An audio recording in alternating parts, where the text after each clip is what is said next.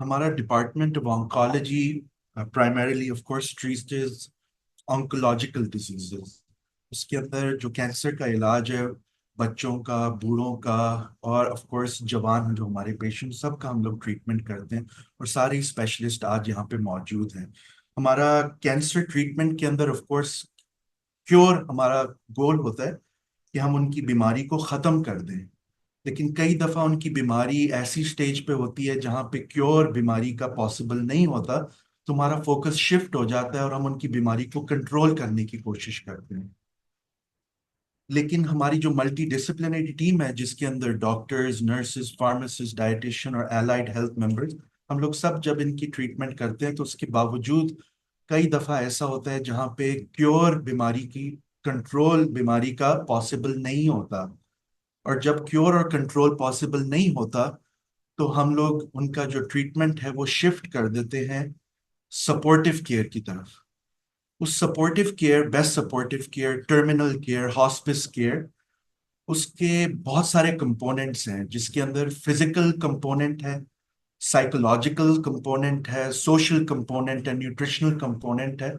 लेकिन दो बहुत इंपॉर्टेंट जो कंपोनेंट्स जो कई दफा निग्लेक्ट हो जाते हैं, वो है स्पिरिचुअल कंपोनेंट और religious component, which is by far of most Paramount importance. और आज जो हमारा सेशन है उसका मकसद ही ये है, end of life care from the Islamic perspective, कि हम उसको कवर करें। Before I start with the introduction of our esteemed speaker, तो मैं थोड़ा सा आज के सेशन के प्रोग्राम के हवाले से बात करना चाह रहा हूँ। हमारे जो स्पीकर हैं will deliver a talk for the first half of the session. उसके बाद our faculty members, our staff members, वो कुछ questions will be posed to our speaker. We are doing this as a hybrid session, so we have a number of participants online as well, and I will encourage our participants to also send in your questions or your comments via the chat box. And time permitting, हम पूरी कोशिश करेंगे कि आपके questions को भी हम अपने जो स्पीकर हैं उनको एड्रेस कर सकें। बिकॉज ऑफ स्पेस लिमिटेशंस, अगर आपको यहाँ पे जगह ना मिले तो we have the Zoom link, it's available. So we would encourage everyone to join virtually so that they can still participate and benefit from this very important session. So without wasting any more time, please allow me to introduce our esteemed speaker, Dr. Mufti Muhammad Fasi Butt. Dr. Wase Butt he's done his Sharia graduation from Jamia Darul Uloom Karachi, where he was directly mentored by His Eminence, Justice Sheikh Mufti Taqi Usmani Saab. He pursued specialization in Islamic jurisprudence at Jamia Uloom Islamia Allama Muhammad Yusuf Banori Town. And in addition to his Islamic studies, he holds an undergrad in commerce and an MBA in finance. After that, he earned a doctorate, a PhD in Islamic banking. He's well known and renowned both in the world of Islamic finance as well as in Islamic medicine. He's a founding member of the Islamic Medical Learners Association, IMLA, which is a nonprofit organization striving for the Sharia-compliant healthcare practices globally.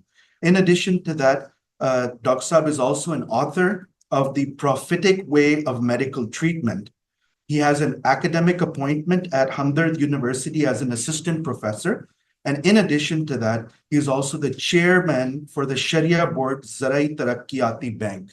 So I would like to request Mufti Saab, please grace us with your pleasure. Thank you.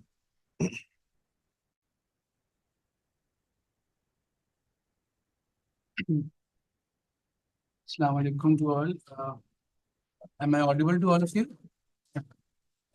Jazakallah khair, Dr. Atif Saab and Oncology Department of AQH for inviting me for this very valuable and important topic, and for arranging such a Sharia compliant way. I was not expecting कि AQH में और hospitals में हम ऐसा Sharia compliant way में भी session कर सकते हैं. तो this is a role model, and because time constraint है, मैं कोशिश ये करूँगा कि हम स्पेसिफिकली अपने टॉपिक पे बात करें और उसके बाद आपके क्वेश्चन आंसर्स लें। तो सबसे पहली बात तो ये है कि ये जो आज हम बैठे हैं नशिस्त है, ये नशिस्त ये सेशन जो है ये बहुत दुनिया के लिहाज से इम्पोर्टेंट है और हमारे दीन के लिहाज से भी इम्पोर्टेंट है कि हमारे नबी सल्लल्लाहु अलैहि वसल्लम ने फरमाया कि आप एक रिलीजियस नॉलेज का एक चैप्टर सीख लें, ये आपको 1000 रकात नफिल पढ़ने से ज़्यादा अफजल है। अब यहाँ पर मैं सिर्फ आप लोगों की तवज्जो चाहूंगा कि एक आदमी 1000 रकात नफिल पढ़ रहा है और एक आदमी आज का एक सेशन ले रहा है जो 8 से 9 बजे तक 1 घंटे में ख़त्म हो जाएगा, तो उसको ज्यादा अजर मिल रहा है। क्यों मिल रहा है? क्योंकि इस्लाम ये इनकरेज करता है कि उसके फॉलोअर्स जो है हर शोबे को, जिस शोबे के अंदर भी हैं उस शोबे को लर्न करके सरंजाम दे। और इस्लाम ये कहता है कि आप जिस शोबे के अंदर जिंदगी का हिस्सा गुजार रहे हैं उसके मामलात को शरिया पर्सपेक्टिव से जानना ये फर्ज है हम पर। तो जितनी इबादत पे तवज्जो दी जाए उससे कहीं ज्यादा अपने मामलात को शरिया के लिहाज से सीखने पर तवज्जो देनी चाहिए।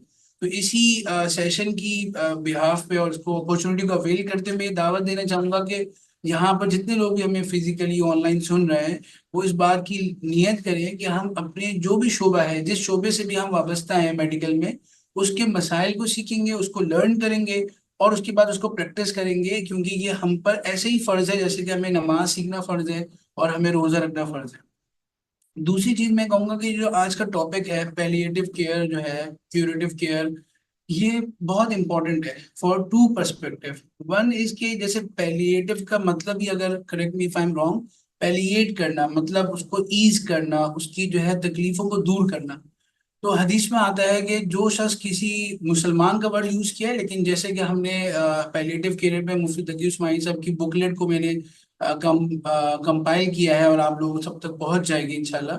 उसके अंदर हजरत ने बताया कि हदीस में तो मुसलमान का वर्ड है, लेकिन चूंकि उस वक्त की ऑडियंस मुसलमान थी इसलिए यहाँ वर्ड है। मकसूद तो ये कि किसी भी इंसान की अगर आपने कोई तकलीफ दूर की तो हदीस में आता है कि अल्लाह ताला आपकी क़यामत की तकलीफों को दूर करेंगे। तो आप यहाँ पर जो काम कर रहे हैं सुबह शाम है, आप मरीजों की तकलीफ दूर नहीं कर रहे हैं बल्कि आप अपनी तकलीफें दूर कर रहे हैं जो कि यकीनी आखिरत के लिहाज से वो दूर हो रही है। तो एक डॉक्टर मरीज पे एहसान नहीं कर रहा उसका क्योर करके, बल्कि मरीज उस पर एहसान कर रहा है कि उसको अपॉर्चुनिटी दे रहा है अपनी आखिरत बेहतर करने की। तो ये कॉन्सेप्ट के साथ जब काम करेंगे तो हम मरीज से कभी चिड़चिड़ाहट का शिकार नहीं होंगे और कभी हम मरीज पर गुस्से नहीं होंगे, बिकॉज मरीज ही तो है जो हमारी आखिरत बना रहा है। एक बात तो हमें ये रखनी चाहिए। और जब हमें पैलिएटिव केयर पे हम जब जा रहे हैं तो पैलिएटिव में जैसे कि मतलब उसका ये है कि ईज करना। तो पैलिएट का मतलब ईज करना है, तो हमें वो मेजर्स अडॉप्ट करने पड़ेंगे जो मरीज को ईज करें, ना कि वो चीजें जैसे मैं आगे अर्ज करूंगा जो उसको और ज्यादा पेनफुल हो जाए। तो एक कॉन्सेप्ट ये भी है। दूसरा पैलिएटिव केयर के अंदर जैसे कि राइटली डॉक्टर आतिफ साहब ने बात बताई कि पैलिएटिव केयर के अंदर और इस केयर के अंदर हमारा एक फैक्टर है जो स्पिरिचुअल है। कल मैं देख रहा था WHO की वेबसाइट पर उन्होंने पैलिएटिव की जो मीनिंग बताए थे उस पर उन्होंने कहा था improve the quality of life of patient from perspective of psychological, spiritual, financial and physical, यानी हर एस्पेक्ट से उसकी जिंदगी को बेहतर करना। तो WHO भी स्पिरिचुअल को मेंशन कर रहा है। अच्छा, WHO का स्टेट्स ये थे कि हर साल 56.8 मिलियन लोगों को पैलिएटिव केयर की जरूरत होती है, लेकिन 14% को सिर्फ पैलिएटिव केयर मिल सकती है। तो हमें इसको भी बढ़ाना है और इसके साथ साथ हमें इनकी स्पिरिचुअल की भी कोशिश करनी, बिकॉज आप देखें एक हदीस बड़ी माननीय सबक आमोज है कि एक सहाबी, एक शख्स थे जो जंग में लड़ रहे थे मुसलमानों के साथ, और सहाबा कराम बड़े उन पर फील कर रहे थे कि कितना अच्छा लड़ रहे हैं। तो आप सल्लल्लाहु अलैहि वसल्लम ने फरमाया कि जिसको जहन्नुमी को देखना हो इस शख्स को देखे। अब ये तो बहुत बड़ी डराने वाली बात हो गई। तो सहाबा कराम ने जब जाकर देखा तो उनको जंग के दौरान बड़ी बहादुरी से लड़ रहे थे, लेकिन जब उनको जंग में तीर लगा और वो जख्मी हुए तो वो उस जख्म की तकलीफ को बर्दाश्त ना कर सके और उन्होंने अपने ही तलवार से खुदकुशी कर ली। तो आप सल्लल्लाहु अलैहि वसल्लम ने उस वक्त एक जुमला फरमाया कि आमाल का दारोमदार खात्मे पर है। तो आपके पास जो पेशेंट आया है उसका खात्मा हो रहा है। वो वैसे तो कोई भी अनसर्टेन है, किसी वक्त भी किसी का इंतकाल हो सकता है, लेकिन वो तो सर्टेन है कि he will be die in some few days.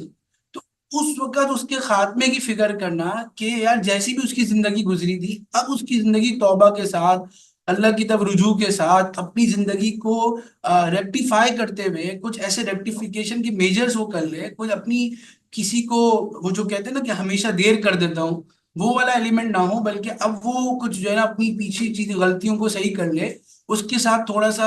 तो यहाँ पर मैं कॉल टू एक्शन की बात होगी कि मुस्लिम चैपलेंसी को हमें लाना चाहिए। मैं दावत देना चाहूंगा कि यहाँ पर भी और बाहर इतना है। हम 10 साल पहले मुस्लिम चैपलेन से मिले थे जो अमेरिका में काम कर रहे हैं। तो वहां पर हैं, हर मजहब के चैपलेन होते हैं। कल मैं एक सेशन देख रहा था, यूपी में चैपलेन होते हैं, तो पाकिस्तान में क्यों नहीं होते? हम ये पूरा प्लेटफॉर्म होना चाहिए। कल मैं अपने इमला के फोरम पे बात कर रहा था कि हम डिफरेंट हॉस्पिटल्स में चैपलेन लाएं जो उनको आखिरी वक्त में दावत दे, अपनी जिंदगी को रेक्टिफाई करने का समझाएं कि कैसे हो सकता है, कज़ा नमाजें कैसे हो सकती हैं, वसीयत कैसे हो सकती है, विल कैसे लिखनी है, विरासत कैसे तकसीम करनी है। इन सब चीजों पे हम उनके उनके जो भी उनके थॉट्स है, जो भी उनका सेक्ट है, उसके मुताबिक उनको हम समझा सके, उनकी फैमिली को बता सके कि भाई रोने धोने के बजाय तुम्हें क्या करना है यहाँ पर इस वक्त। तो ये बहुत पैलिएटिव केयर में एक बहुत अहम चीज है जिसको हमें यहाँ पर लाना चाहिए, क्योंकि हदीस शरीफ में है कि जिसका आखिरी कलमा ला इलाहा इल्लल्लाह होगा वो जन्नत में दाखिल होगा। तो हम उसकी फिक्र करेंगे कैसे उसकी कलमा हो सके। अच्छा, लेकिन उसमें एक बात जरूर याद रखनी चाहिए कि कभी तलकीन करते हुए फोर्स नहीं करना चाहिए कि आप जरूर पढ़ें, बल्कि ये बात सुन्नत में लिखा है कि आप उसके पास बैठ के पढ़ लें, अगर उसको हिम्मत होगी तो वो पढ़ लेगा। इसी तरह हमें ये सवाल होता है कि भाई वो आखिर में तो बेहोश था और बेहोशी में चला गया, हमने कोई उसको मॉर्फिन दी थी या ऐसी कोई दवाई दी थी नहीं। जो आखिरी उसका होश का अमल था, अगर वो उस वक्त कलमा पढ़ रहा था या उस वक्त दीन की तरफ माइल था, तो वो ही आखिरी उसका आखिरी कलमा ही तसव्वुर होगा। चाहे उसके चंद दिनों तक बेहोश होके भी वो चला गया तो डजेंट मैटर, बट जब तक वो होश में था, जब तक उसने आखिरी बात जो कही थी वो कलमे की कही थी, दीन की कही थी, अल्लाह की याद की कही थी, तो वो इंशाल्लाह खात्मा उसका अच्छा हो गया है। तो ये जो था spiritual aspect of palliative care की बात हो गई कि हम पैलिएटिव केयर में एक तो चैपलिन को लाएं, दूसरा हम उसकी जिंदगी की गलतियों को रेक्टिफाई करने के लिए जो हम दावत दे सके वो कर सके, और उसका खात्मा बिल खैर करने की हम फिक्र करें। ये तो हमारी इसका स्पिरिचुअल एस्पेक्ट हो गया। अब चूंकि हमारे पास जब भी हम एंड ऑफ लाइफ पे बात करते हैं, पैलिएटिव केयर पे बात करते हैं, तो हमारे जहन में फौरन सवाल आते हैं with holding, plugging the plug, और ड्राइंग डीएनआर की बात करते हैं, सीएनएच की बात करते हैं, तो जो है ना वो लिविंग विल की बात करते हैं, एडवांस डायरेक्टिव की हम बात करते हैं। तो इन सब पे जब बातें आती हैं तो इस पे मैं कुछ प्रिंसिपली बात करना चाहूंगा कि सबसे पहले हमें ये समझना चाहिए कि जो ट्रीटमेंट है, जो मेडिकल ट्रीटमेंट एट लार्ज किसी भी शोबे के अंदर, उसकी शरिया स्टेटस क्या है।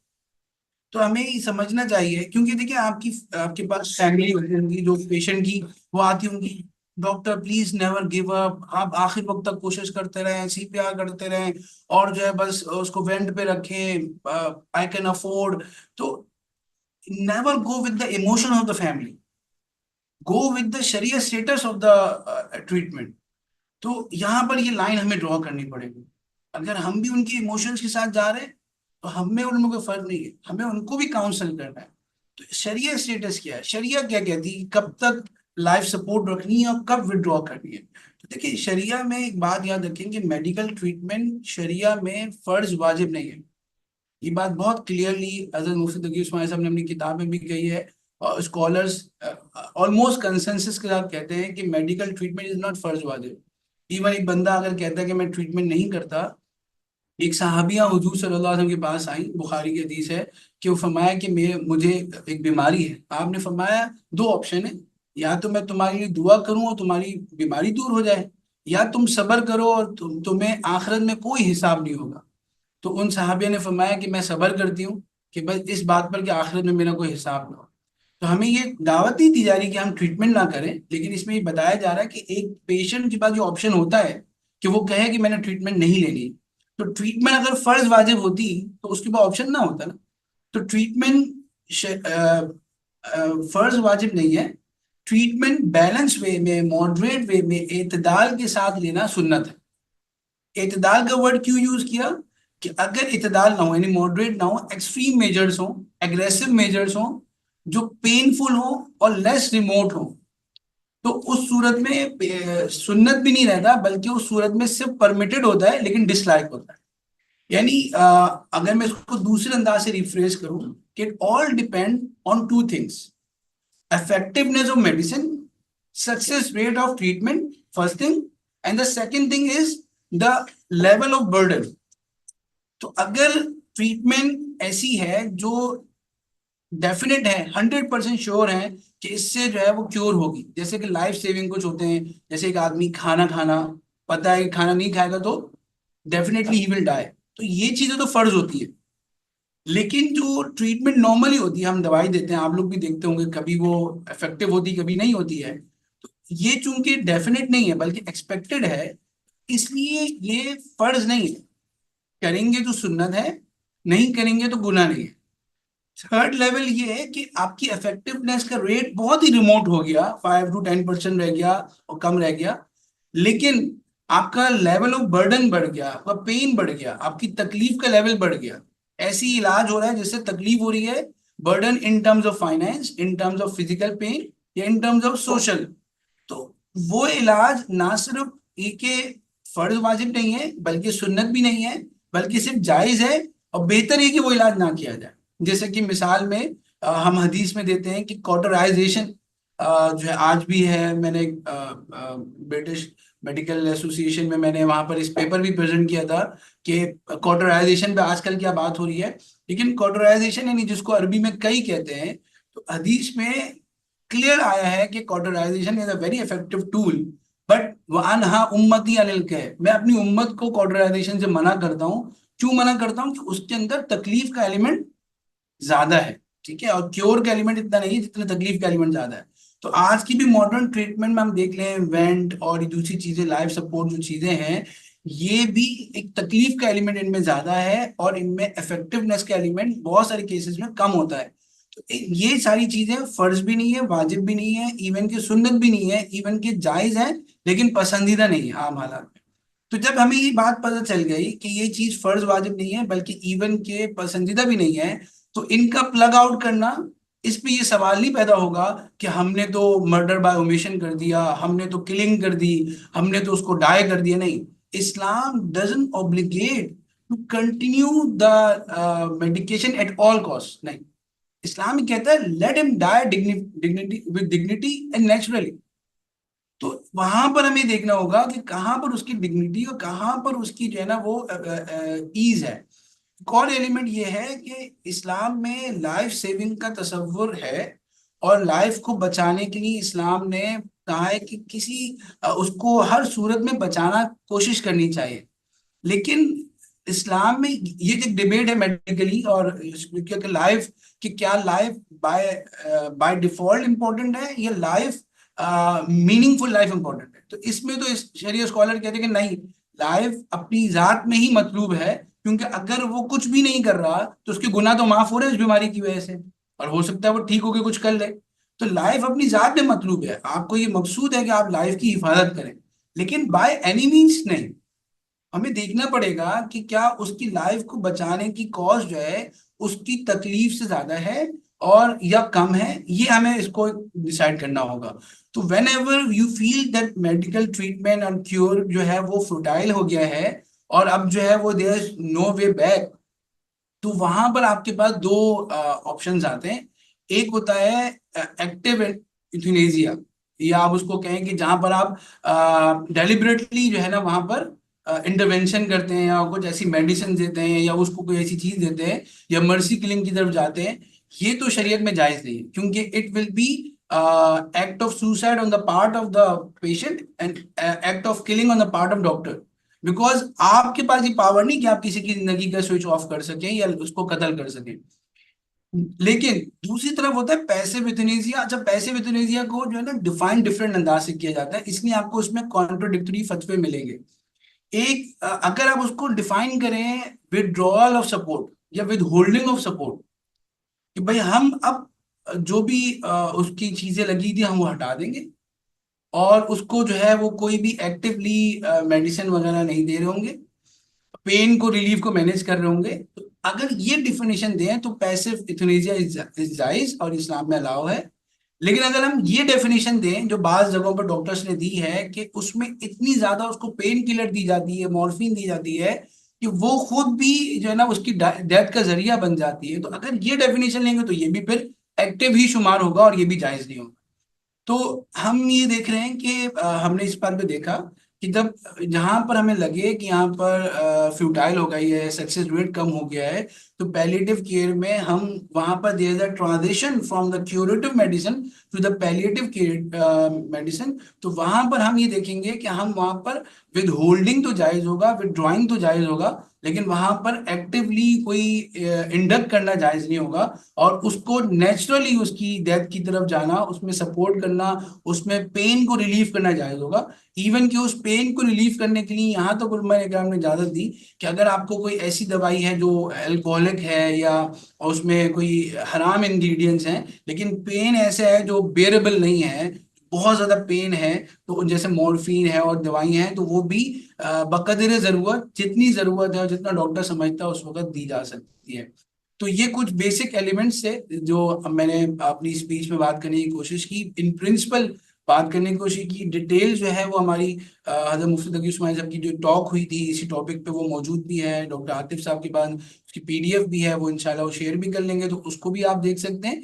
और इस सूरत में मैं ये कहूंगा कि जो भी डिसीजन होना चाहिए वो कलेक्टिव विजडम की बुनियाद पर होना चाहिए। मतलब ये बहुत सेंसिटिव मौजू है कि आप प्लग कर रहे हैं, ऑफ कर रहे हैं आप, तो उस सूरत के अंदर आपके पास एक दो डॉक्टर्स का बोर्ड होना चाहिए जो डिसाइड करे कि भाई इस वक्त इसका लाइफ के स्टेजेस रिमोट हैं, इसकी सक्सेस रेट कम है, इसकी जो है तकलीफ का एलिमेंट ज्यादा है, तो हम ये वाला जो है वो एलिमेंट नहीं करते और हम ये वाली ट्रीटमेंट को आप डिसकंटिन्यू कर लेते हैं। वरना अगर आप इसमें मैं ये कहूंगा कि जो उसके साथ जो अटेंडेंट्स होते हैं उनको भी इक्वली काउंसल करना चाहिए। वरना हमने देखा लोगों को एक डॉक्टर बता देते हैं कि भाई कैंसर का ये ट्रीटमेंट है, हालांकि वो बहुत रिमोट होता है, उसकी इफेक्टिवनेस का रेट बहुत कम होता है उस, और उसकी खातिर लोग अपनी अपनी प्रॉपर्टी बेच रहे होते हैं। उसकी खातिर लोग जो है वो लाखों की जो है ना अपनी प्रॉपर्टी बेचकर पूरा खानदान सड़क पे आ रहा होता है, और वो जमा कर रहा होता है, सबसे ज़कात जमा कर रहा है, एडवर्टाइजमेंट दे रहा है। तो ऐसा इलाज जो रिमोट हो, जितना सक्सेस का रेट कम हो लेकिन फाइनेंशियल बर्डन बहुत ज्यादा, वो भी इस्लाम में पसंदीदा नहीं है। जैसे हमने कहा कि कॉटराइजेशन को इस्लाम में मना किया। और एक और मिसाल हुजूर सल्लल्लाहु अलैहि वसल्लम की यह मिलती है कि पहले जमाने में टॉन्सिलेट का इलाज जो है वो दबा के किया जाता था, जैसे कि उसकी एग्जाम्पल हमारी बुक में भी है। तो आप अलैहिस्सलाम ने फरमाया कि तुम ये क्यों दबा के इलाज करते हो, बल्कि तुम बस उसको ऊद हिंदी दे दिया करो। यानी आपने उसको ऑर्गेनिक मेडिसिन की तरफ लेके आए और उसको ऐसे ट्रीटमेंट से बचाया जिसमें बच्चों को तकलीफ होती थी। तो हर वो इलाज जो तकलीफ की तरफ ले जाए और उसमें बेनिफिशियल इतना ना हो, वो पसंदीदा नहीं है इस्लाम में। तो हमें ये लोगों को बहुत ज्यादा अवेयर करना पड़ेगा कि मैं देख रहा था कि यूके के अंदर भी हम समझते हैं कि बहुत लिटरेसी रेट होगा, वहां पर भी वो चैपलिन का एक इंटरव्यू सुन रहा था कि वो बता रहे थे कि वहां पर भी एक केस आता है कि भाई फैमिली अलाउ नहीं कर रही होती है कि हम तो हम हर कॉस्ट पे जो है वो बैंड को कंटिन्यू करेंगे, हर कॉस्ट पे जो है ना उसकी सपोर्ट को कंटिन्यू करेंगे। तो यहाँ पर आपको लोगों को अवेयर करना है कि इस्लाम में ऐसा इलाज पसंदीदा नहीं है, तो आप डिसकंटिन्यू करें और लेट हिम डाई नेचुरली। तो with this I am open to the question answer because time is restricted, तो I am willing to listen to more from your side.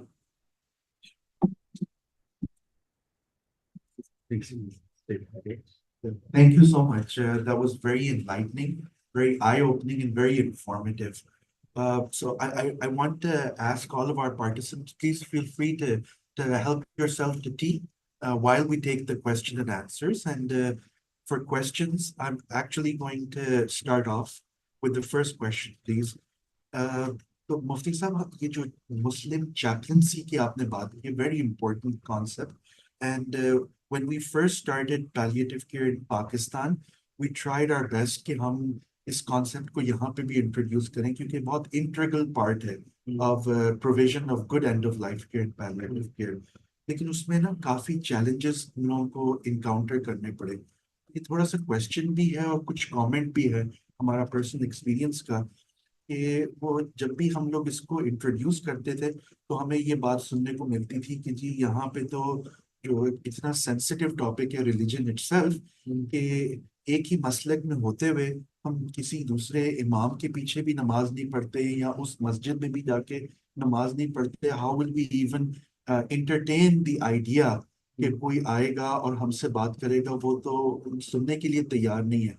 तो जब ये बार बार हर क्वार्टर से हम लोगों को ये इनकाउंटर हुआ, मेडिकल स्टाफ से भी, पेशेंट्स और उनके फैमिलीज से भी, तो हमने थोड़ा सा एक सेगवे, एक साइड, हमने जो एक प्रैक्टिस स्टार्ट की वो ये थी कि हम उनको इनवाइट करते थे कि आप अपने रिलीजियस या जो स्पिरिचुअल लीडर हैं आप उनको बुला लें। हम इनवाइट करते थे उनको कि आप आ जाएं हॉस्पिटल में, हम आपको पूरी इजाजत देते हैं कि वो आके जो भी उन्होंने गाइडेंस देनी है फैमिली को, पेशेंट को, जो उन्होंने कोई रिचुअल है, कोई उन्होंने उनके साथ कोई इबादत जो है वो करनी है, तो वो हम उनको एंटरटेन करते थे, not just from an Islamic perspective.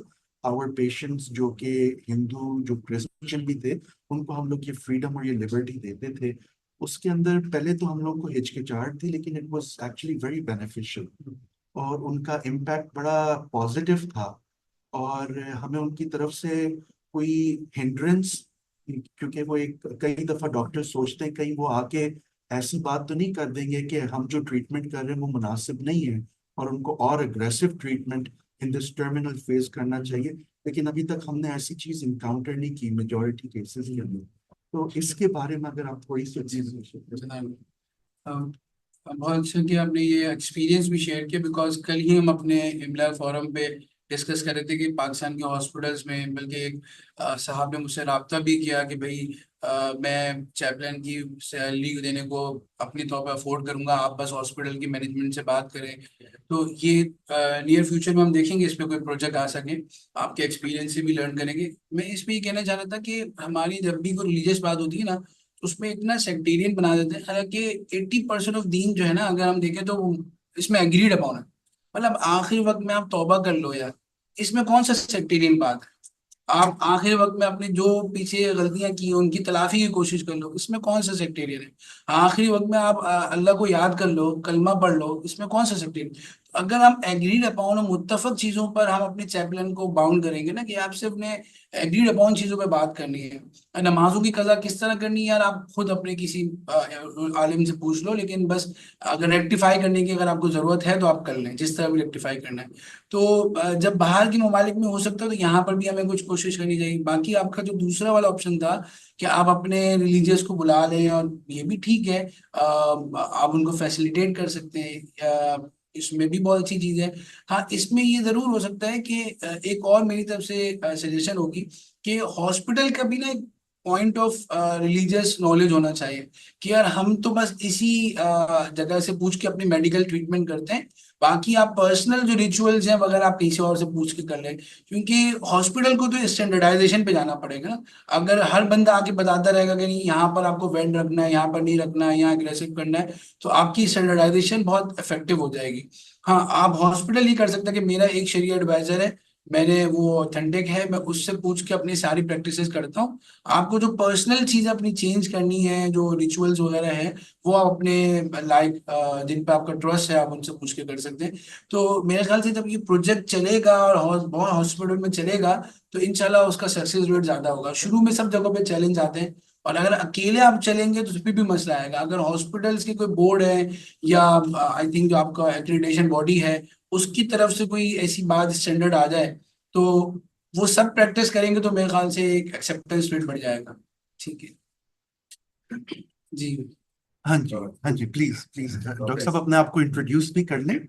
Ji ji doctor essence Ron, हाँ जी डॉक्टर एसन रॉन, जी निशुल्क। ऐसे ही बोल रहे थे। ऐसे ही बोल रहे थे। अब मैं रिपीट कर लूंगा, आप बताइए बताइए सर, जोर से बोलिए। जजाकल्लाह, बहुत ही एक्सीलेंट टॉक है। और डॉक्टर आतिफ मेरा यहाँ पे एक कमेंट और क्वेश्चन है, कमेंट ये कि मतलब एक suggestion is not a comment, के जो मोदी साहब की जो टॉक का शुरू पार्ट, जो हमारा क्वेश्चन से पहले का पार्ट है, तो उसकी रिकॉर्ड हो रहा है। अगर मेरे ख्याल से किसी भी पेशेंट को अगर रिक्वायरमेंट है और हम उसको ये ऑप्शन देंगे, ये हमारी क्योंकि इतनी कॉम्प्रिहेंसिव टॉक है, बहुत सारे सवालों का जवाब, कि बहुत डे इन डे आउट हमारा ये इशू है कि वो लोग कहते हैं कि ये तो फर्ज वाजिब तो सुन्नत है, इलाज छोड़ नहीं सकते। तो एक इस डॉग को अगर उनको दिखा देंगे तो हमें बहुत सारे सवालों का जवाब हो जाएगा और डॉक्टर का काम भी आसान हो जाएगा। एक सवाल आपसे मुझसे अब ये है कि अगर अम, मिसाल के तौर में पता है कि पेशेंट टर्मिनली है और जितनी भी हम कोशिश करें सब फिट है, तो ऐसी सूरत में ऐसी बात, तो ऐसी सूरत में क्या डॉक्टर शरीयत के हिसाब से, हॉस्पिटल के हिसाब से सारी बात है, हम तो फैमिली को फॉलो करते, फैमिली यदि इवेंट को नहीं हटा सकते तो हम नहीं हटा सकते, लेकिन डॉक्टर क्या उस चीज को इवेंट को ऑफ कर सकता है? या जैसे कभी कभी ऐसा हो रहा है हम मतलब गैर महसूस तरीके से हम चीजों को जरा कम कर देते।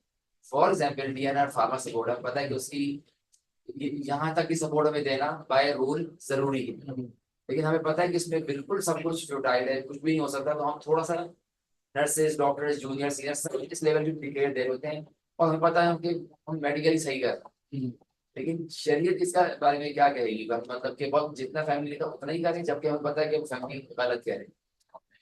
अच्छा देखिए, इसमें ये बात है कि जब आपके पास पेशेंट आया है तो वो आप पे ट्रस्ट करके आया है ना, और फैमिली भी आप पर ट्रस्ट करके आई है कि वो मेडिकली आप जानते हैं, वो नहीं जानते।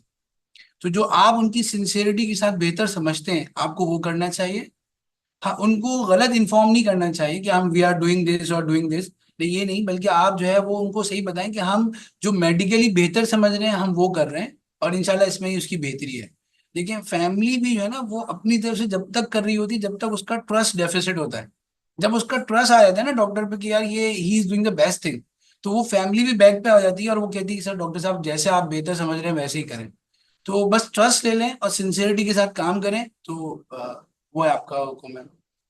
बहुत शुक्रिया। एक आध फ्यूटिलिटी के बारे में सवाल आते हैं, कभी कभी ऐसा होता है कि डिजीज देखने में बहुत ज्यादा एडवांस होती है, मरीज को अगर आप उनकी रिपोर्टें देखें तो ट्यूमर है और ट्यूमर बहुत ज्यादा फैला हुआ है, और जी जी नहीं डॉक्टर साहब उस please, सिचुएशन के अंदर अगर मरीज को ऑन द अदर हैंड देखें, कभी कभी यंग होते हैं और वो देखने में बिल्कुल इतने बुरे नहीं लग रहे होते, तो उधर फ्यूटिलिटी का डिसीजन कि यहाँ पे डिजीज तो बहुत एडवांस है लेकिन मरीज अदरवाइज यंग और फिट एंड हेल्थी है।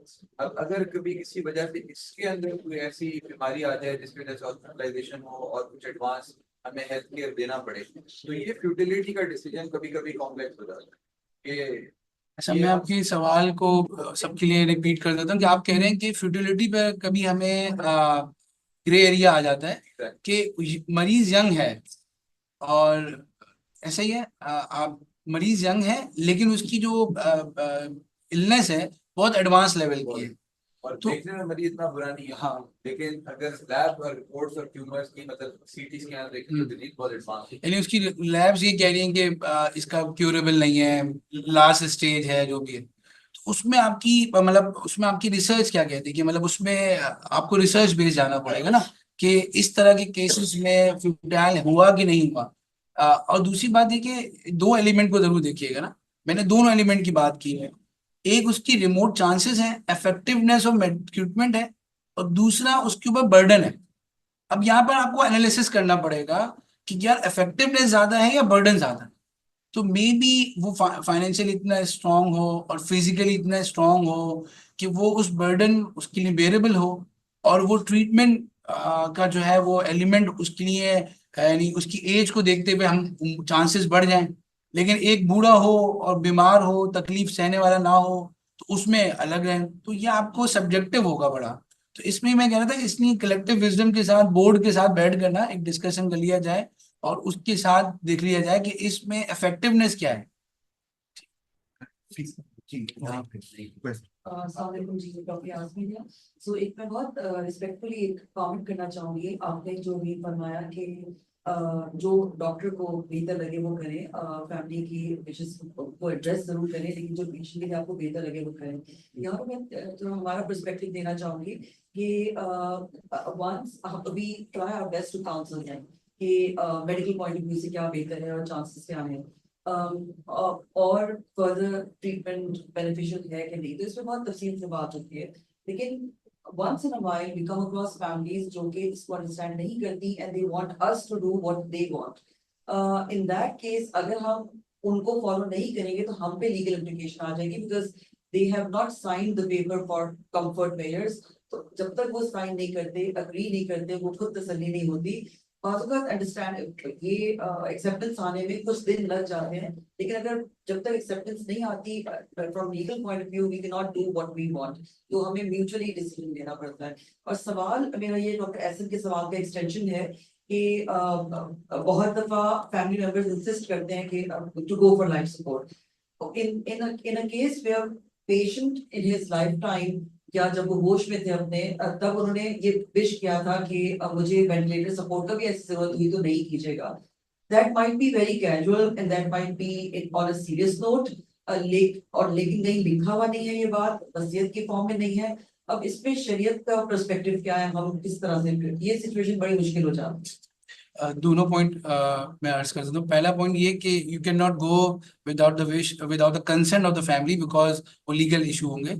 ऑब्वियसली कंसेंट बहुत मैटर करता है, और जो जितनी में मैंने बात की है वो ये बात की है कि अगर आपने उसको अवेयर कर दिया, देन उसकी religious implication on the shoulder of the family, कि आप उसको गुनाह मिल रहा है, सवाब मिल रहा है, तकलीफ देने का गुनाह मिल रहा है, ये सारा फैमिली के ऊपर आ गया। आपका काम था कि आप कॉन्सेप्चुअली साउंड हो और उनको अवेयर कर दें कि भाई देखिए शरण की पसंदीदा नहीं है, इतना तकलीफ देना पसंदीदा नहीं है, आप इनको बता दिया।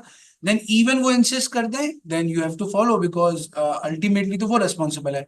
आपका काम सिर्फ अवेयर करना है। हाँ, जब वो कंसेंट दे दें फिर आप उसके मुताबिक करेंगे। एक बात तो ये हो गई। दूसरी बात ये है कि मैं पहले की एक्सटेंशन में कह दूं कि हमने किसी टॉक में भी ये बात नहीं की कि आप कोई इलीगल एक्टिविटी करें या उनकी कंसेंट के खिलाफ जाएं, ये हमने पूरी टॉक में कहीं बात नहीं की है। दूसरी बात जो आपने फरमाई थी, सॉरी मैं क्या पॉइंट था, हाँ बस एडवांस डायरेक्टिव की बात थी, लिविंग विल की बात थी। देखिए जो बंदा एडवांस डायरेक्टिव करता है वो अपनी बेहतरी के लिए एक बात करता है ना, कि यार इतनी तकलीफ में मैंने लोगों को देख लिया और मुझे नहीं करना, ये बर्दाश्त नहीं करनी। लेकिन एक हम ये देखते हैं कि वो एक अज्यूम करके करता है कि मैं बुढ़ापे में इस हाल में जाऊंगा तो अल्लाह ना करे मुझे इतनी तकलीफ हो। लेकिन ऑल ऑफ अ सडन अगर जवानी में उसको एकदम कुछ हो गया और आप समझ रहे हैं कि 4 दिन तक उसको वेंट पे रखेंगे तो ही विल बैक, और होते हैं जवान तो आ जाते हैं वापस, ठीक है जी। तो अगर जवानी में भी उसके साथ ये हो गया और अभी वो कॉन्शियस में नहीं है, तो क्या हम उसके एडवांस डायरेक्टिव को देखेंगे या उसकी स्पिरिट को देखेंगे? तो वहां पर स्पिरिट को देखा जाएगा कि उसने अपनी बेहतरी और अपनी तकलीफ को कम करने की बात की थी। यहाँ पर अगेन वही बात है कि यहाँ पर इफेक्टिवनेस ज्यादा है और बर्डन कम है और ही विल बैक और इसके चांसेस सक्सेस के ज्यादा हैं। तो वहां पर हम उसकी फैमिली को काउंसिल कर देंगे। अगर फैमिली इजाजत दे देगी तो हम उसके बावजूद उसको उसके एडवांस डायरेक्टिव के अगेंस्ट भी जा सकते। लेकिन अगर उसका एडवांस डायरेक्टिव भी वही कह रहा है जो शरीयत भी कह रही है कि यहाँ पर चांसेस कम है और यहाँ पर बर्डन ज्यादा है, पेन ज्यादा है, तो फिर हमें उसकी एडवांस डायरेक्टिव को रेस्पेक्ट करनी पड़ेगी। तो दोनों चीजों में हम ये बात कर रहे हैं कि हम शरीयत स्टेटस को देखेंगे, एडवांस डायरेक्टिव को रिलीजियसली फॉलो करना कोई जरूरी नहीं है। उसकी सिंसियरिटी को और उसका बेनिफिट को हम देखेंगे और उसकी फैमिली की कंसेंट के साथ हम वो काम कर सकते हैं। बाद में वो ठीक होगा इंशाल्लाह, उसको भी वो इंडोर्स ही करेगा कि आपने अच्छा किया कि मुझे बचा लिया। Thank you so much for the talk, very informative. I'm Dr. Zahra, I'm a pediatric oncologist. तो थोड़ा सा बच्चों के हिसाब से वो थोड़ी गाइडेंस दें कि अगेन हम अपनी प्रैक्टिस में the same end of life decisions जब माँ बाप को करने पड़ते हैं अपने बच्चों के लिए, उसके हिसाब से, शरीर के हिसाब से, if you can give some brief guidance, and is that different from जो अभी आपने बताया? देखिए वैसे तो प्रिंसिपल्स, ब्रॉडर प्रिंसिपल्स तो सेम है, वो लाइफ सेविंग के हैं। लाइफ तो पीड्स में भी है और बड़ों में भी वही है। लेकिन बच्चों में बस ये होता है कि बच्चे चूंकि माइनर होते हैं, वो अपना डिसीजन नहीं ले पा रहे होते, तो पेरेंट्स जो है गार्जियन होते हैं और वो उनके लिए बेहतर डिसाइड कर रहे होते हैं। और दूसरा जो केसेस हमने देखे, इवन कि अगर आप एक केस पढ़ेंगे, यूके में केस हुआ था कि मुस्लिम फैमिली थी और बड़ा मशहूर केस है, आप लोग इसकी स्टडी करें तो मुस्लिम फैमिली थी, वो कहते कि हमारे बच्चे को एट एनी कॉस्ट, इवन कि अगर यूके अलाउ नहीं करता हम किसी और मुल्क में जाएंगे और अपने बच्चों को एनी कॉस्ट हम जो है लाइफ सपोर्ट पे रखेंगे। तो वहाँ की चैपलन भी समझा रहे थे कि नहीं करने की जरूरत है। तो लेकिन वहाँ की फिर अदालत ने फैमिली के हक में ही फैसला दिया। तो ये हमें देखना पड़ेगा कि बच्चों में चूंकि रेट थोड़ा बेहतर होता है तो वहां पर हमें लाइफ सपोर्ट का प्रोबेबिलिटी थोड़ी बढ़ा सकते हैं। और दूसरी बात ये कि फैमिली, चूंकि वो पेरेंट्स गार्जियन होते हैं, तो उनके पास सोल डिस्क्रिशन होता है फैसला करने का। तो वहां पर हम उनके रेस्पेक्ट करेंगे उनके ओपिनियन को, लेकिन अल्टीमेटली हम उनको समझा ही सकते हैं। तो अगर बच्चे के अंदर भी, जैसे हम कहते हैं कि इवन कि हमारे साथ, मैं भी टॉक से पहले जो है ना कुछ बात कर रहा था, कुछ ऐसे लोग हमारे साथ हैं जो चाइल्ड कैंसर के पाकिस्तान के फाउंडर्स हैं और बनाने वाले हैं। उनके साथ जब हमारा अपना बैठना होता है, तो वो कहते हैं कि बाज़ औक़ात फैमिली इंसिस्ट कर रही थी, डॉक्टर साहब कोई और इलाज, कोई और इलाज। अब हमें पता होता है कि इसका एक इलाज है, लेकिन वो इतना रिमोट है और इतना फाइनेंशियली बर्डन वाला है कि अगर हम उसको बता देंगे तो होप में सब कुछ कुर्बान कर देगा, लेकिन उसके चांसेस बहुत कम है। तो वहां पर जो है ना, वो डॉक्टर को झूठ नहीं बोलना चाहिए कि इसका कोई इलाज ही नहीं है, बल्कि डॉक्टर को ये सच बोलना चाहिए कि इसका एक इलाज है, लेकिन बहुत मुश्किल है, बहुत महंगा है, बहुत तकलीफ है। तो मैं तो एडवाइस करूंगा कि आप इसको ना करें और आप जो है इसको नेचुरली चलने दें। तो डॉक्टर का काम होता है कि पूरा कॉन्सेप्चुअली बिल्कुल क्लियर बता दे, बाकी फैसला जो है ना फैमिली का ही होता है। हाँ जी। जी डॉक्टर, मैं थैंक यू वेरी मच, काफी सारी चीजें क्लियर हो गई। तो ये है कि hospital, with in hospital, similarly with in city और कंट्री वाइड ना अलग सारे पैरामीटर्स। से फॉर एग्जाम्पल सऊदी अरब में, जहाँ तक मुझे याद है, वहाँ तो भाई फुल बॉडी होता है आपका। ये शायद किसी को प्रैक्टिस की हो सऊदी अरब में, आप पूछ ले। ये फार्मास को डॉगमा कॉन्सेप्ट नहीं, वहाँ आफ्टर तक फुल बोर्ड रहते हैं मरीज वहाँ। शायद डॉक्टर आतिफ को थोड़ा कॉन्सेप्ट हो, तो हम पैलेटिव पैलेटिव कहोगे तो आखिर तक हमारा मरीज करना चाहते हैं। एक तो ये हमारे रीजन में डिफरेंट है। हमारे एक्यू में इंडिविजुअलाइज्ड ट्रीटमेंट है। इंडिविजुअलाइज्ड ट्रीटमेंट मीन कि एक पेशेंट आएगा, उसकी डिमांड कुछ और होगी। एक पेशेंट आएगा, आधी जगह लेटर बना दूंगा, एडमिट पे जाना है, इस तरह की कुछ चीजें बहुत क्लियर है। आईसीयू के पेशेंट में से फॉर एग्जाम्पल मेरे लिए तो मैं समझता हूँ वो ये है कि भाई अब स्कोरिंग सिस्टम्स आ रहे हैं, और अभी भी बहुत पहले से आए हुए हैं। मैं तो अपाची का जानता हूँ, दूसरे आ रहे हैं। तो स्कोरिंग सिस्टम का ये कि वो आपको बता देते हैं कि 3 दिन में अगर इंप्रूवमेंट नहीं तो 100% मॉर्टेलिटी है। तो हम पेशेंट से कह सकते हैं भाई इसकी एरिया ऑर्गन खराब है, हम 3 दिन देंगे, तो नहीं हुआ तो इसको हटा देंगे सारी। तो ये चीजें बिल्कुल क्लियर कर, लेकिन फर्स्ट तरह मोटर न्यूरॉन डिजीज है या सीओपीडी है, तो डिफरेंट तरीके से लेके चलना पड़ेगा, उसकी लाइफ एक्सपेक्टेंसी बिल्कुल डिफरेंट चले। कॉमनेस्ट कॉज ऑफ डेथ में कुछ अब जो है ना कैंसर तो नहीं, और उसमें कुछ मेडिकेशन ऐसी आ रही है जो आपको 3 महीने 4 महीने, इवन के वो अगर बैठ के भी 4 हफ्ते उसका अगर सर्वाइवल एडवांटेज है ना, तो अमेरिका में FDA अप्रूव हो जाएगा। अब हमें वो ऑप्शन तो देना है ना। अच्छा आखिर बैठे आपको ऑप्शन नहीं दिया इस दवा का, चाहे वो 4 करोड़ दियो। अभी मैं सुबह देखता आ रहा हूँ कुछ है DMPCL के, वो अभी जून में हुई है अप्रूव। किसी की कॉस्ट जो है $1,30,000 एक साइकिल की। लेकिन लोग कहते हैं भाई आपके जो है गाइडलाइन में आ गया, आपने बताया क्यों नहीं हमें। तो ये मतलब तरह ट्रिकी है। कुछ दूसरे हॉस्पिटल में नाम नहीं लेना चाहते, उनको तो पता हो सिर्फ वो तो अगर आएगा स्टेज 1 से ऊपर का इजीली लेते। उन्होंने अपने क्राइटेरिया बना लिया, हमने इसको देना है, पेरिशन नहीं देना, तो फिर बनते हैं सब वहाँ पे। इनको अपने आउट ऑफ पॉकेट भी दे रहे हो, आउट ऑफ पॉकेट दे रहे हैं ट्रिपल डिफरेंस। पर समटाइम मरीज को हमारे प्रॉब्लम भी नहीं होता, हर वक्त में फैमिली का इशू है। तो कुछ जगहों पे वेरी स्ट्रेट फॉरवर्ड, जैसे मैंने आईसीयू बताया, सबको आइडिया है कि कैसे प्रैक्टिस होती है। फ्लोर के ऊपर हमें फॉर्चुनेटली जब से डॉक्टर आते हुए ना बड़ा सपोर्ट मिल गया कि किस तरीके से लेके चलना है इन पेशेंट्स को, क्योंकि बिल्कुल सही से इनकी टीम में काफी हद तक सपोर्ट करते हैं इन चीजों में। तो हमारी प्रैक्टिस डिफिकल्ट प्रैक्टिस है, very difficult, not easy. Specially इनकी कॉन्टेस्ट ऑफ के दवाइयाँ आती चली आ रही है। एक जमाने में हमारे प्रोफेसर होते थे, किसी को लंग का कैंसर होता था ना, वो कहते थे ऑन्कोलॉजिस्ट के पास नहीं आना, मस्जिद ले आते थे, 2 रकात नमाज पढ़ाते थे, बस घर ले जाओ। अब नहीं है। अब जो ना स्टेज बोल रहा लंग्स में भी आ रहा था, उसके ऐसी मेडिसिन आगे मैं देख रहा हूँ 3 साल तो वैसे ही निकाल लेते। सी चेंज हेपेटोमास, लीवर के जो कैंसर थे वो भाई कोई ट्रीटमेंट नहीं थी, एक दवा थी जो काम ही नहीं करती, 16 पता नहीं कौन सी थी, अब आ गई है। अब 5 साल का 50% सर्वाइवल है, 2 मेडिकेशन है, चाहे कितने की बताना तो है ना आपको। तो ये भी देखें कि जब पाकिस्तान माना था 30 साल का सर्वाइवल एवरेज, अब 65 है। तो हमें लोग सोच रहे हैं कि 2050 या 120 ईयर्स तक ले जाएंगे या 150 ईयर्स तक ले जाएंगे। कुछ कंट्रीज इस पे जा रही है। तो हमें इवॉल्विंग फील्ड है कि हमने किस चीज को काम, और यूथनेसिया जो ना बड़ा ट्रिकी है एरिया। हम कहाँ तक जाएं, कहाँ रुके, कितनी दें कितनी नहीं दें। वो तो शुक्र है कि मालिक को दे देता है, हमें ये नहीं पता होता कि हमने कितनी किसी को ने किन साल ली है, कितनी क्या करनी है, कहाँ पर करना है, नहीं करना है। तो these are the important aspect, तो बहुत डिफरेंट और डिफिकल्ट है और मोस्ट ऑफ द टाइम हमारे लिए बड़ा आसान है अल्लाह का कॉन्सेप्ट यहाँ पे, यकीन कर मुझे नहीं पता वेस्ट में कैसे प्रैक्टिस करते हुए, हमारे लिए बड़ा इंपॉर्टेंट है ये। हम कह देते हैं और हम ना प्राइमरी के अभी लोग सारा बता रहे होते हैं और पेशेंट लोग भी ना मेजोरिटी ऑफ द पीपल ना वो समझते हैं चीजों को कि अल्लाह मैंने ना कुल में गायब के मौत रखा है, हर एक को जाना है, क्या हम 900 साल तक चले हैं, जल तो आएगी ना कभी ना कभी, अगले दिन तो पहुंच गए थे 900 तक। तो मेरा ये कहना है कि हमारे डे टू डे प्रैक्टिस थोड़ा सा ना डिफरेंट की होती है, ऐसी होती है कि गाइडलाइन की तरह चले जाएं, फैमिली बेसिस करके होता है, लेकिन इंडिविजुअलाइज्ड प्रैक्टिस है। Thank you, Dr. Irfan. Dr. Moiz, please. जी हाँ जी, और कुछ ऑनलाइन क्वेश्चंस भी हैं, इसके बाद फिर हम ऑनलाइन क्वेश्चंस सर मेरे दो सवाल हैं कि किस तरह से लोगों को समझाया जाए। दो सवाल हैं। एक तो जब हमें लग रहा है कि फ्यूटाइल केयर है तो लोग अवामुन नास समझती है कि इलाज फर्ज है। अब हम समाज में समझाना चाह रहे हैं फ्यूटाइल केयर है। अब हम कैसे अल्फाज इस्तेमाल कर सकते हैं, खास तौर में ऐसा लफ्ज होना चाहिए नाजायज या हराम है ऐसे पेशेंट को वेंटिलेटर पे चलाना, ये मुनासिब है चीज ताकि उनको समझ आए कि वो जो फैसला कर रहे हैं वो गलत है। एक चीज, दूसरी चीज कॉमन होती है कि जैसे अगर हम आर्टिफिशियल वेंटिलेटर सपोर्ट दे दें, ट्रेकियोस्टमी करके पेट ट्यूब लगा के ये सब उनको आर्टिफिशियल फील्ड दे दें, उससे उनकी life expectancy according to medical field बढ़ जाती है।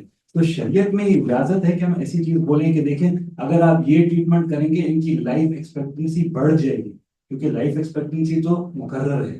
तो ये बोलना ठीक है कि अगर सपोर्ट देंगे तो ये 3 महीने और जिंदा रह सकते हैं, ऐसी तरह। अच्छा, पहले आपका सवाल ये था कि हम फैमिली को कैसे बताएं कि ये जो इलाज है सही है, फ्यूटाइल है और ये सब चीज़ें, और शरिया पर्सपेक्टिव से मेरे जहन में है कि हमारा पाकिस्तान में मेजॉरिटी अभी तक फेथ ड्रिवन है और वो रिलीजियस फैक्टर के साथ हमारे पाकिस्तान में लोग होते हैं अल्हम्दुलिल्लाह। और ख़ास तौर पे इस मरहले में तो हर बंदा ही जो है ना वो कुछ ना कुछ दीन की तरफ आ जाता है। तो इस लिहाज से अगर हम कुछ फतावा हमारे पास हो, लिटरेचर हमारे पास हो, और हम उनको बता सकें कि भाई देखिए दिस इज द फतवा वी हैव टेकन, और ये फतवा मौजूद है, इन इदारों का मौजूद है। जैसे मैं देखूं कि एक डायबिटिक केयर का हॉस्पिटल है पाकिस्तान में कराची में, तो उन्होंने अपने डायबिटिक पेशेंट के लिहाज से डिफरेंट स्कूल ऑफ थॉट के बहुत ऑथेंटिक फतवे लिए हैं। ठीक है, तो आपके अपनी फील्ड के लिहाज से आप डिफरेंट सेक्ट के फतवे ले लें और उनको आप दिखा सकते हैं कि देखें ये फतवा हमारे पास मौजूद है, तो वो बाज दफा वो उसको कह लेते अच्छा फतवा है, अच्छा हमें अलाउ है, तो ठीक है, वो रिलीफ फील कर लेते हैं। क्योंकि मेजोरिटी जो है ना मिसअंडरस्टैंडिंग पे है कि भाई जो है ना आखिरी वक्त तक एट एनी कॉस्ट उसको चलाना फर्ज है। अगर हमने हटा दिया तो हमने जो है, मैं अपने रिश्तेदारों में देखूं, हम ही कहते थे अच्छा वेंट हटा दिया तो मर जाएंगे, क्या करेंगे, हम तो कातिल हो गए। तो ये वाला जो तस्वर है ना, इसको आपने क्लियर करना है। तो जब आप ये क्लियर करेंगे तो आपके साथ हो जाएंगे। दूसरी बात जो आपने कही कि लाइफ एक्सपेक्टेंसी बढ़ रही है, देखिए ये तकदीर का कॉन्सेप्ट क्या है, तकदीर में ये कि असबाब के साथ चीजें बदलती हैं। कि आपने अगर सड़क देख कर क्रॉस की तो आप बच जाएंगे, अगर आपने देख कर क्रॉस नहीं की तो आप मर जाएंगे। तो अब आप यही तकदीर है ना कि आपने अगर जो है वो कुछ चीज आपकी असबाब के साथ अल्लाह ताला ने जोड़ी है, तो आप ये कह सकते हैं कि अल्लाह ताला की मर्जी के मुताबिक अगर हम ये असबाब इख्तियार करते हैं तो आपकी लाइफ बढ़ सकती है। तो it is not against the belief of तकदीर, कोई मसला नहीं है।